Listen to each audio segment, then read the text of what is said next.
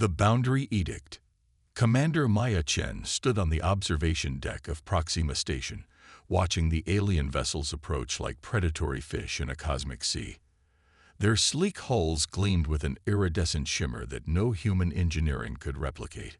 Beautiful, yes, but the sight made her stomach knot with apprehension.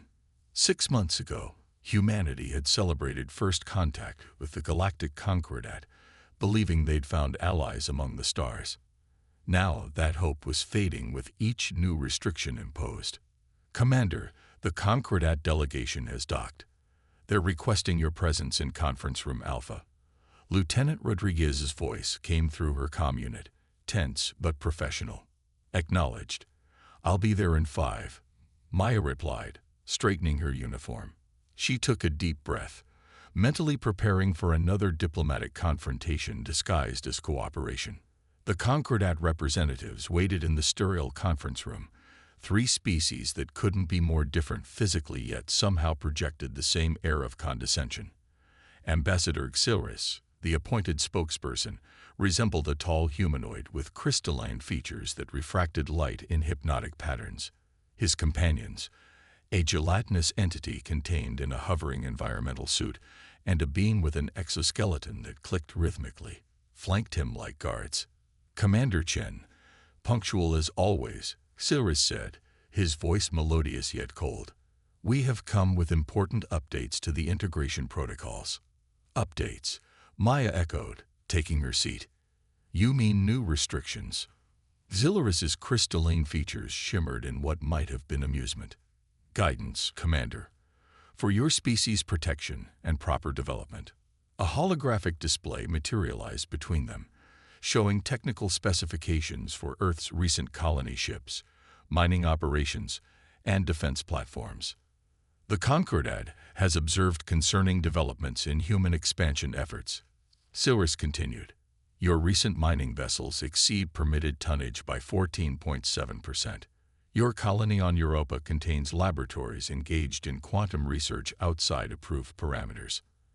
And these, he gestured to images of Earth's defensive satellites, utilize radiation shielding with military applications.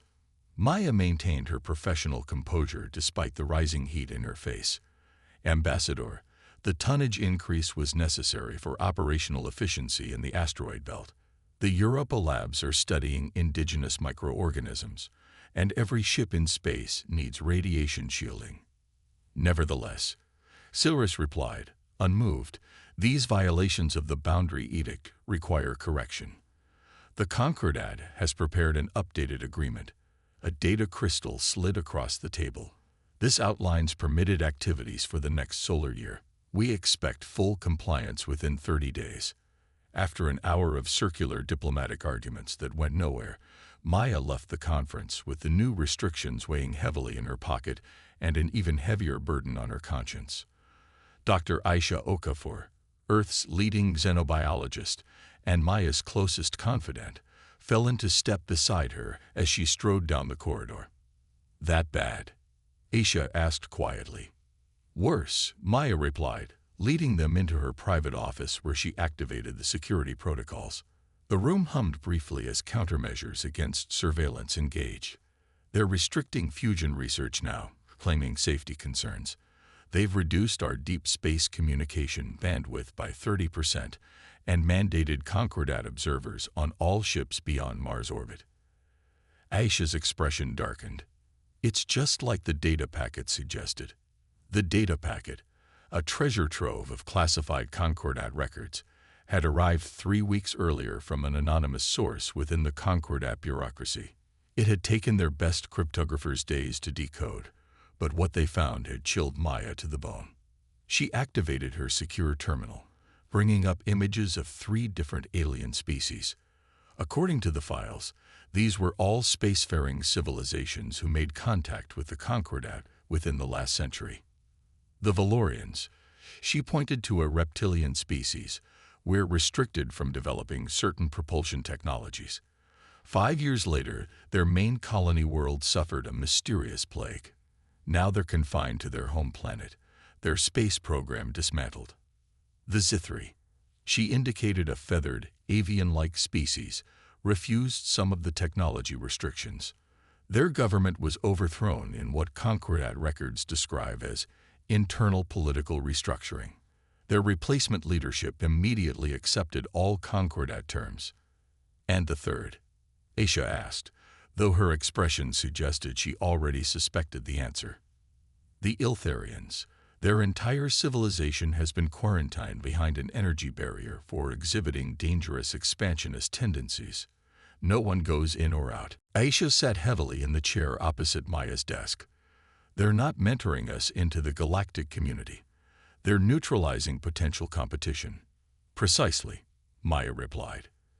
And we're running out of time to do something about it. Deep beneath the surface of Luna, in a volcanic tube officially designated as Scientific Outpost Artemis, Earth's greatest secret was taking shape. Maya stepped through decontamination and into the cavernous chamber that housed Project Phoenix. Unlike the elegant Concordat vessels, this creation was all aggressive angles and brutal functionality, resembling an industrial mining platform from some angles, a scientific vessel from others.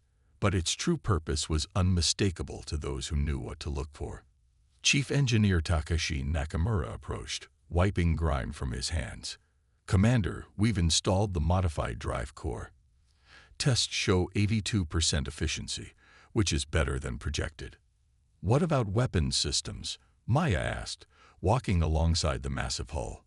"Dr. Hansen has adapted the mining lasers as you requested. They're 5 times more powerful than anything the Concordat thinks we have, but power consumption is still problematic. We're working on it." Maya nodded. "And our biggest concern? Materials acquisition." Takashi sighed.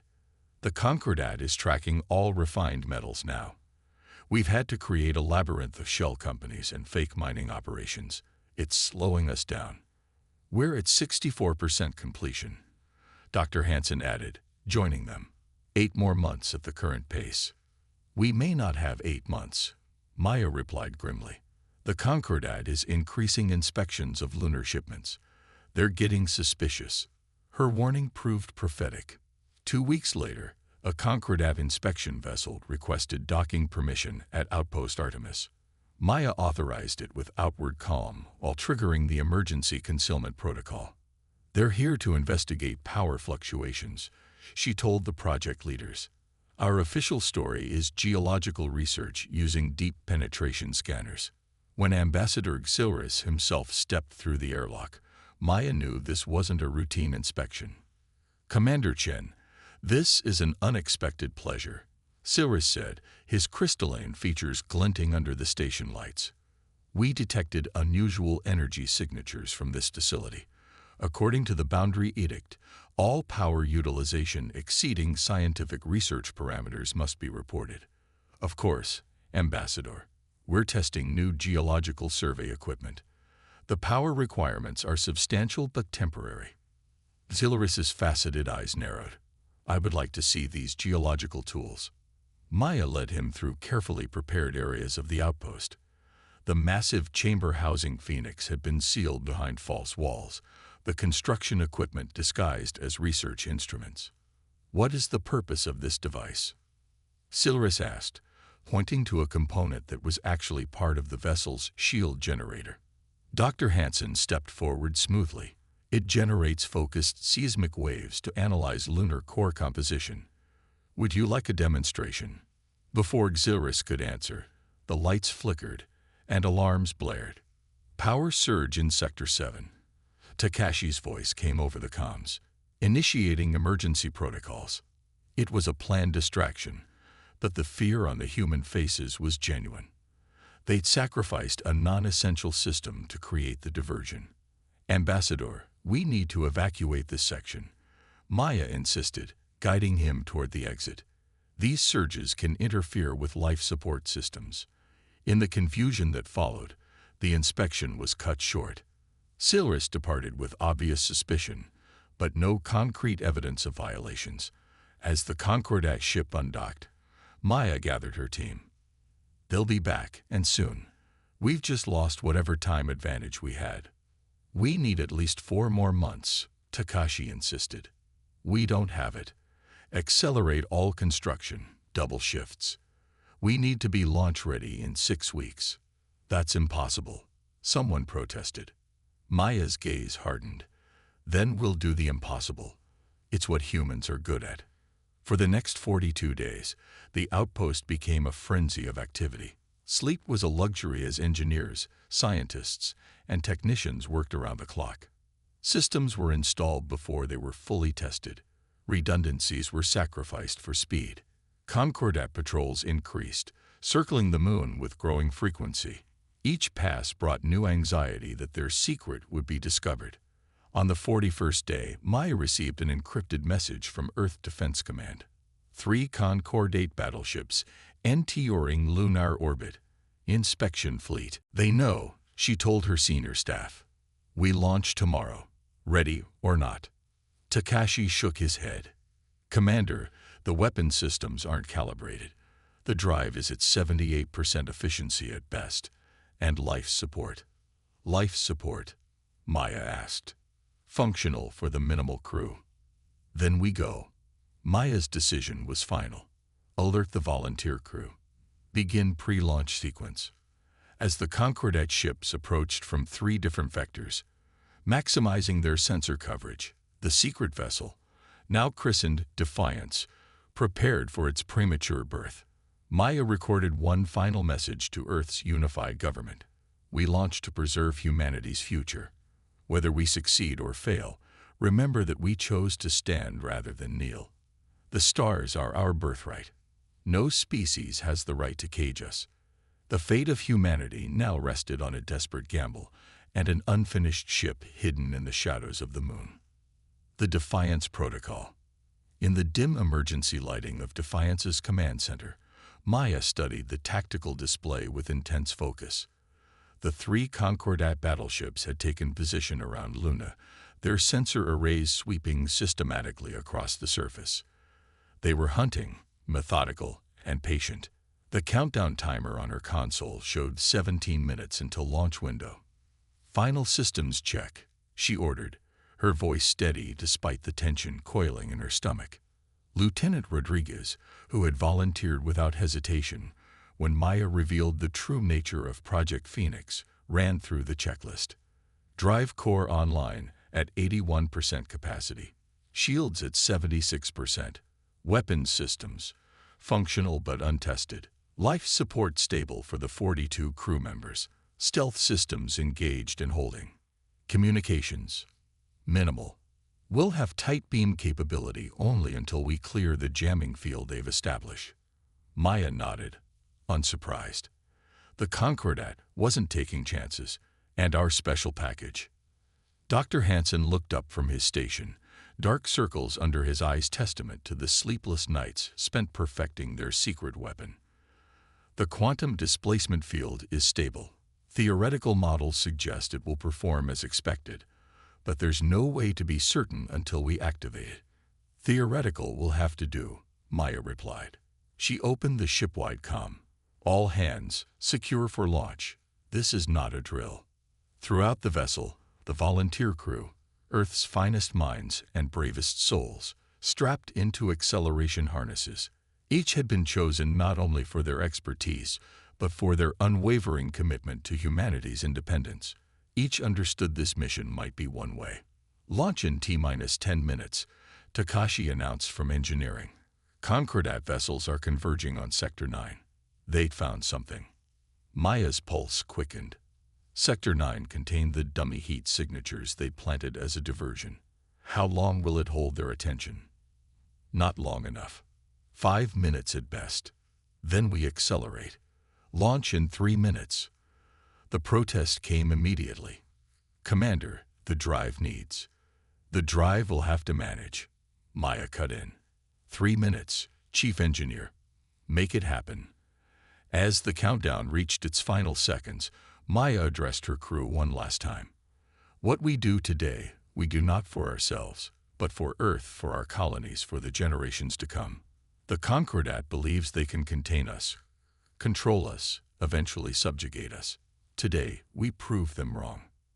A chorus of acknowledgments echoed through the comm system as the final seconds ticked away. Launch, Maya ordered. Deep beneath Luna's surface, controlled explosions shattered the remaining rock ceiling that concealed Defiance. As the dust and debris erupted from the lunar surface, the ship rose on pillars of blue flame, its angular form breaking free of gravity's hold. Alarms blared across the Concordat vessels as their sensors registered the massive energy surge. Maya watched on tactical displays as all three battleships immediately altered course, weapons systems powering up. "They've locked onto us," Rodriguez reported. "Incoming communication." "Ignore it," Maya replied. "Execute evasion pattern Delta. Prepare the quantum displacement field." Defiance banked sharply, accelerating at a rate that strained both hull and crew. The Concordat ships fired warning shots, streaks of energy that deliberately missed the human vessel by narrow margins. "They're hurting us," Maya observed, "trying to force us toward their blockade line at the L1 point." Dr. Hansen's fingers flew across his console. "Quantum displacement field charged to 68%. We need at least 85% for theoretical stability." "Time to intercept?" Maya asked. 4 minutes, 17 seconds until we're in their weapon range," Rodriguez replied. "And time to reach minimum safe distance for the QD field." 5 minutes, 30 seconds. Maya's expression hardened. "They're not giving us a choice." "Weapons online. Target the lead vessel's propulsion systems." The tactical officer hesitated for just a moment before complying. This was the point of no return. Firing on a Concordat vessel would be considered an act of war. Targeting. Weapons hot. Defiance's modified mining lasers, repurposed into the most powerful weapons humanity had ever created, fired in a synchronized burst. The energy beam struck the lead Concordat vessel's engine section, not destroying it but causing noticeable damage. The alien ship veered off course, its perfect formation disrupted. "Direct hit," the tactical officer reported. "Their propulsion is damaged but still functional." "They're regrouping." "All power to engines," Maya ordered. "We need distance." Now, Defiance surged forward, pushing its untested drive to the limit. Warning indicators flashed across engineering displays as systems strained beyond their design parameters. "Commander," Takashi's voice came through with urgency, "the core is destabilizing. We can't maintain this acceleration. We have to." "How long until catastrophic failure?" 3 minutes, maybe less. "QD field status." 82% and climbing, Hansen replied. "We need 30 more seconds." On the tactical display, the Concordat vessels had recovered from their surprise and were now in pursuit, their superior technology allowing them to gain rapidly. "Weapons range in 15 seconds, Rodriguez warned. Maya made her decision. Divert auxiliary power from life support to shields. Reduce habitable areas to command deck and engineering. Everyone else, emergency suits now. Throughout the ship, emergency protocols engaged as oxygen was pulled from non-essential sections. Crew members rushed to don pressure suits, knowing that their very lives were being sacrificed for precious seconds of power. "QD field at 87%, Hansen announced. "Minimal viability achieved." "The Concordat ships are firing," Rodriguez reported, his voice tight with tension.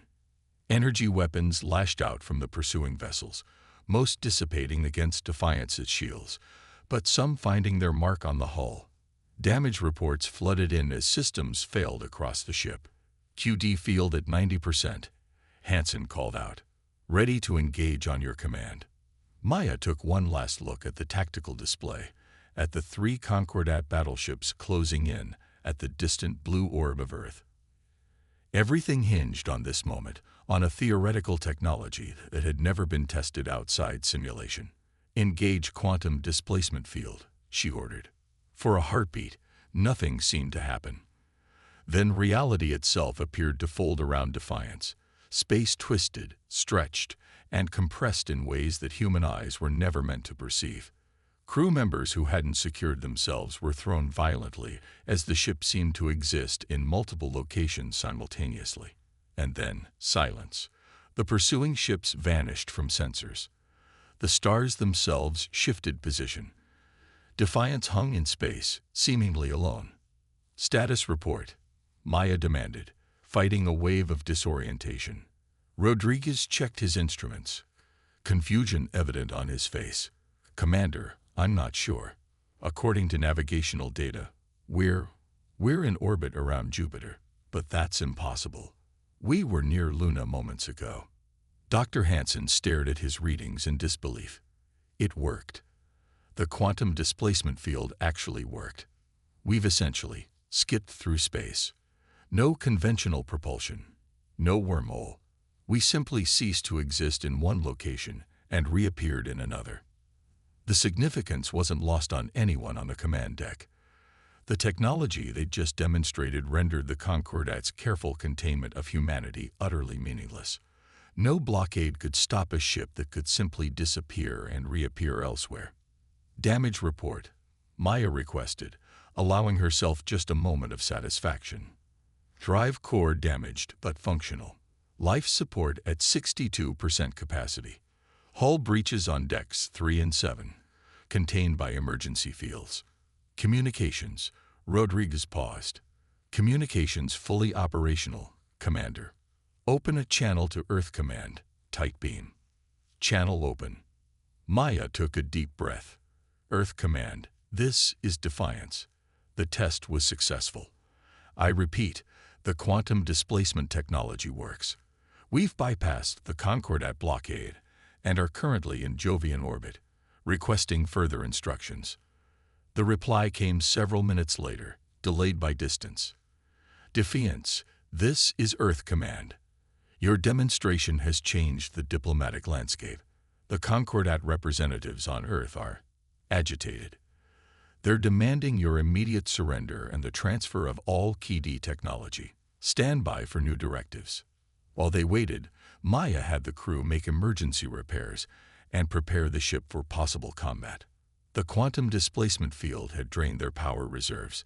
They wouldn't be able to use it again without significant recharging. An hour later, Earth Command transmitted again. Defiance, the Concordat High Council itself has requested direct communication with your vessel. We're patching them through. The main view screen flickered, and for the first time, Maya saw the true leaders of the Galactic Concordat, not just their ambassadors, but the ruling council itself. Various alien forms filled the screen, species she had never seen before. The central figure, a being composed of what appeared to be living crystal similar to Xilris, but far more complex, spoke. Commander Chen of Earth Vessel Defiance. I am High Arbiter Zenith of the Concordat Council. Your actions constitute a severe violation of the Boundary Edict. Maya stood tall. High Arbiter, the Boundary Edict was never a mutual agreement. It was imposed on humanity without full disclosure of its implications. It was for your protection. It was for containment. Maya interrupted. We've seen your records. Arbiter. The Valorians, the Zithri, the Iltharians. All species who showed too much potential, too quickly. All neutralized through various means. A murmur went through the assembled council members. The High Arbiter's crystalline form darkened slightly. You misunderstand our intentions. The galaxy is a dangerous place, and we intend to face those dangers on our terms, Maya replied firmly. The technology we demonstrated today makes your containment strategy obsolete. You can no longer restrict our movement among the stars. This technology you speak of, it is unproven, dangerous, yet effective, Maya countered. And now that we've proven the concept, production can be scaled up. Within a year, every human vessel could be equipped with QD capability. The High Arbiter conferred quietly with other council members before addressing Maya again. What is it you want, Commander Chen? A true alliance, not subjugation disguised as mentorship. Humanity joins the Concordat as equals, with full access to galactic knowledge and technology exchange that flows both ways. The Boundary Edict is dissolved, and similar restrictions on other species are lifted. Impossible. The stability of the galactic order. will be maintained, Maya finished. But through cooperation, not control. You've seen what humanity accomplished despite your restrictions. Imagine what we might achieve as genuine allies. The debate within the council was visible even through the view screen. Finally, the High Arbiter spoke again. We will require time to consider these terms. In the meantime, we propose a temporary armistice. Your vessel will not be pursued if you agree not to proliferate this technology until negotiations are complete. Maya looked to her crew, seeing the determination in their eyes, the pride in what they'd accomplished. We accept your armistice, High Arbiter. But know this, humanity will never again accept boundaries imposed by others. The stars belong to all of us. As the communication ended, a cheer erupted on Defiance's command deck. They had taken a desperate gamble and won humanity a seat at the galactic table. 6 months later, Maya stood on the observation deck of the newly constructed Geneva space station, watching as Concordat vessels docked alongside human ships. The new accord had been signed the previous day, recognizing Earth as a full member of the reformed Galactic Coalition, no longer a concordat of control, but a true alliance of equals. Dr. Hansen joined her at the viewport. The first knowledge exchange begins tomorrow. They're quantum physics experts and ours, working together instead of against each other. And the key D technology? Maya asked. Being refined with their input, they're actually impressed, you know. No other species developed it independently. They had theoretical models but never made the breakthrough we did. Maya smiled. Necessity and defiance, humanity's greatest motivators. Beyond the station, Earth gleamed blue and beautiful, no longer a planet contained, but the newest equal in galactic politics. And in orbital shipyards around Mars, a new generation of vessels was taking shape. Exploration ships, not warships, bearing the name Phoenix class. The boundary had been broken. The stars were now within reach.